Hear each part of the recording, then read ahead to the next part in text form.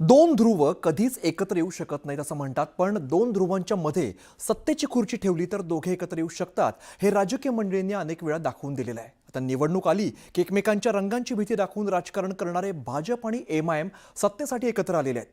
अमरावती जिल्ह्यातील अचलपूर नगर परिषदेमध्ये चक्क भाजप आणि एमआयएमची युती झालेली आहे. भाजप एमआयएमची हातमिळवणी. अचलपूरमध्ये भाजपची नवी जुळवणी. सत्तेसाठी भाजपची विचारांना तिलांजली. उठता बसता ओवेसींच्या एमआयएमवर टीका करणाऱ्या भाजपनं अचलपूरमध्ये त्याच एमआयएम सोबत राजकीय गट्टी केली आहे. अचलपूर ही अमरावती जिल्ह्यातली सगळ्यात मोठी नगर परिषद म्हणून ओळखली जाते. या नगर परिषदेत भाजपच्या रुपाली मातने विजयी झाल्या. त्या नगर परिषदेत काँग्रेसचे सर्वाधिक 15 नगरसेवक निवडून आले.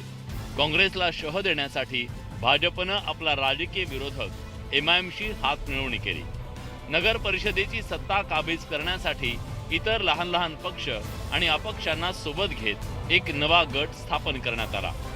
या नव्या गटात भाजपचे 9 नगरसेवक, एमआयएमचे 3, राष्ट्रवादीचे 2 आणि 3 अपक्ष नगरसेवक मिळून 17 जणांचा समावेश आहे.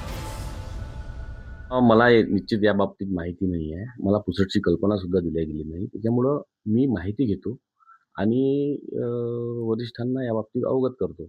मी हिंदुत्ववादी पक्षाचा मी एक सैनिक आहे. त्याच्यामुळं मी तर असं करणं शक्य नाही आणि आमचे लोकही असं करू शकत नाही.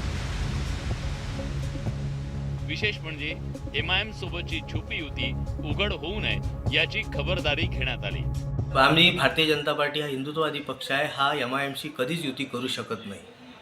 इथे एमआयएमचा गटच नसल्यामुळे युतीचा प्रश्नच उद्भवत नाही. हा चुकीचा नॅरेटिव्ह जो फैलवण्यात आलेला आहे त्याचं मी खंडन करतो.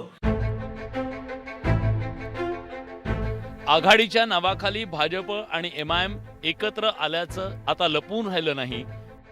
एमआईएम ने बीजेपी को समर्थन दिया, ये बात 100% गलत बात है. एमआईएम ने बीजेपी को समर्थन नहीं दिया है. एमआईएम के 3 कारपोरेटर्स और 3 अपक्ष और 2 राष्ट्रवादी के नगर सेवकों का एक गठ बनाया हुआ है 8 लोगों का. वो गठ की बुनियाद पर नगर परिषद अचलपुर में उनको एक समिति मिली है और कांग्रेस समिति से बाहर होने की वजह से ये उल्टे सीधे एलिगेशन एमआईएम पर लगा रही है. एमआयएम ही भाजपची बी टीम असल्याचा आरोप कायम विरोधकांकडून करण्यात येतो. अकोटमध्ये भाजप एमआयएम युतीवरून विरोधकांनी टीकेची संधी साधली आहे. निर्लज्जम सदा सुखी, सत्तातुराम भयम न लज्जम. ते सत्तातूर आहेत, लक्षात ठेवा.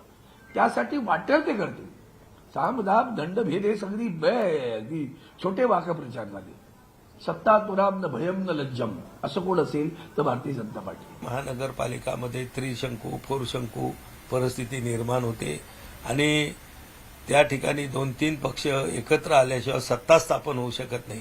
आणि मग जर असंच करायचं म्हटलं तर मग पुन्हा निवडणुका तिथं लादल्या जाऊ शकतात. त्यामुळं पुन्हा लोकांवर निवडणुकीचा भार येऊ नये, पुन्हा विकास कामाला त्या ठिकाणी ठप्प होऊ नये. आणि म्हणून काही एखाद्या अपर्याय स्थितीमध्ये जर असं काही होत असेल तर ते म्हणजे मला वाटते तसं होत असेल तर होऊ शकतं. भाजप आणि एमआयएम मधील संबंध सर्वात आधी अकोट नगर परिषदेत समोर आले. मुख्यमंत्री देवेंद्र फडणवीसांच्या नाराजीनंतर चक्र फिरली आणि ही युती तुटली. अचलपूरमध्ये पुन्हा एकदा भाजप एमआयएम एकत्र आले. आता या युतीवर काय कारवाई होते हे पाहणं महत्त्वाचं आहे. Bureau report, news 18 Marathi, Amravati.